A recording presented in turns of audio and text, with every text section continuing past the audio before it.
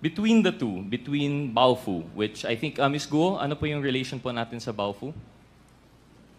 Your Honor, after po ako nag-divest, wala na po kami relationship. Oh, but prior po, you were an incorporator. Prior po, Baofu, landowner. Okay, landowner po talaga. So, Baofu, may link po tayo kay Ms. Guo. Kay Ms. Ong naman, admittedly, incorporator ng LS99 through Mr. Duan Renwu. So, we see, ito na po yung sinasabi ng Matrix na parallel operation. We have here two owners of yung supposedly, yung land-owning corporation, which will eventually lend to the POGO, of which they are still actually a part of. Yung si Mr. Duan Renwu, if I remember, is ninong po ni Ms. Ong. Is that correct, Ms. Ong? Yes po, Mr. Chair. And admittedly, si Mr. Duan Renwu, kilala rin po ni Ms. Guo. Is that correct, Ms. Guo? Your Honor, nakilala ko po siya through Cassie Lee. Through Cassie, allegedly. You met Cassie through the boyfriend na hindi niya nga mabanggit kung anong school or anong birthday. But admittedly, you know si Mr. Duan Renwu, who you were seen together abroad when you escaped the Philippines. Is that correct, Mr. Chair? Mr. Chair, na-met ko po siya nung sinama po ni Cassie sa amin. Oh, pero kasama po ninyo abroad. Indonesia po ba yan or Malaysia? Hindi po kasama. Na-met ko lang po siya dahil sinama po ni Doon, Cassie. dahil doon.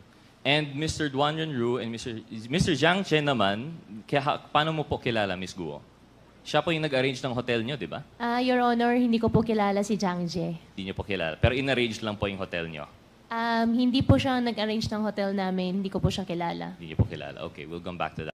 So, si Mr. Duan Renwu and si Xiang Che, na president of LS99, dito po natin nakikita in parallel po yung nangyayari sa kanila. And why I find it hard to believe, for example, yung kwento ni Ms. Ong na kilala niya si Ms. Guo through the boyfriend, di naman lang masubstantiate.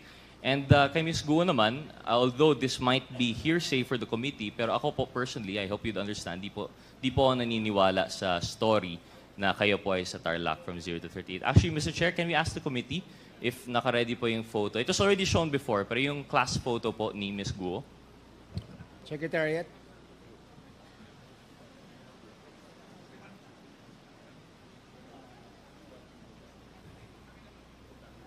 Ms. Guo, while waiting for that po, you say you were born in 1986. Tama po ba? Yes po, Your Honor. That puts you at, how old are you now po? 38. 38. And at the time, naalala niyo po yung picture po no, na na-present last time. But you claim na di niyo po yun...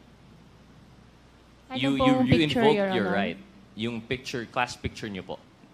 I invoke my right. You Opo. invoked your right. Pwede mo naman sabihin na hindi ikaw yun, di ba?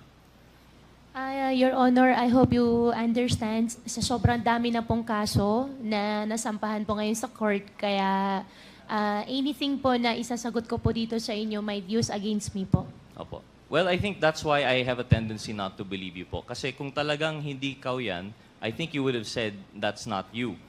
But instead, you invoked your right to self-incrimination. And why do I not believe that? I can identify two of the people behind you. Magka-batch po tayo, Ms. Guo. I know what year this was taken. And they have a description of you. Nung pumasok ka po sa Grace, napaka-thick po ng accent ninyo, Mandarin lang ang kaya niyong salita. But you were very friendly and you were very makulit. And that's why they had a hard time to forget you, even though hanggang grade 3 ka lang daw po doon. Now I know, like I said, that's hearsay as far as the committee is concerned kasi hindi naman nandito yung may personal knowledge doon. But when I was talking to that person with personal knowledge, na-convinced naman po ako. And they've identified you. In fact, if you were 38 and this picture was 2001, you would have been 13, 14 po ba? Eh, kasing age mo naman yung mga 19, these people were born 91, 92. Kasize mo naman po, I don't think you're that much older than them. And that's why I really don't buy that story that you were born in 1986. And I don't buy the story that this is not you. In fact, they called you Ping. Ping po yung nickname niyo dito. But anyway, that's just to prove the point po, no? But what does that say about the testimony here before us? Thank you, Comsec, for the picture. We have a Latin maxim po, no? Falsis in uno, falsus in omnibus. When you're false in one thing, it's false in everything. So this puts into light every statement that you have made. Of course, aside from the statements made regarding the right against self-incrimination. But if we're talking po about everything she said, that she was in Tarlac for 30 years, that all of her life, or the fact po that she was not the person in the Bamban resolution, this is going to be your testimony versus documentary evidence. Yung Bamban Resolution number 185 series of 2020 citing you as the applicant for Hongsheng Gaming. Ano po yung sagot mo doon? You said you have no recollection at all kung paano na nasama yung pangalan po ninyo. Tama po ba yan, Mr. Chair? Mr. Chair, all related Hongsheng, Baofu, I invoke my right against self-incrimination po. Okay. And this proves it even more.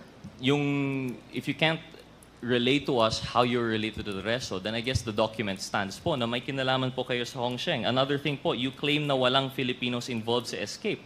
How do we know that we can take that for granted? Kasi, yun nga, as far as we're concerned, false in one, false in all.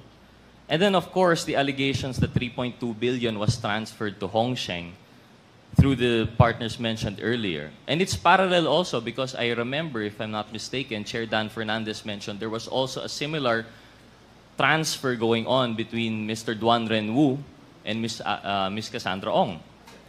So, we see nga po na talagang I think may basis yung matrix, talagang parallel yung operations, and I think that's as much as we can get from them. Baofu and Hongsheng versus Lucky South 99 and Whirlwind are two sides of the same coin.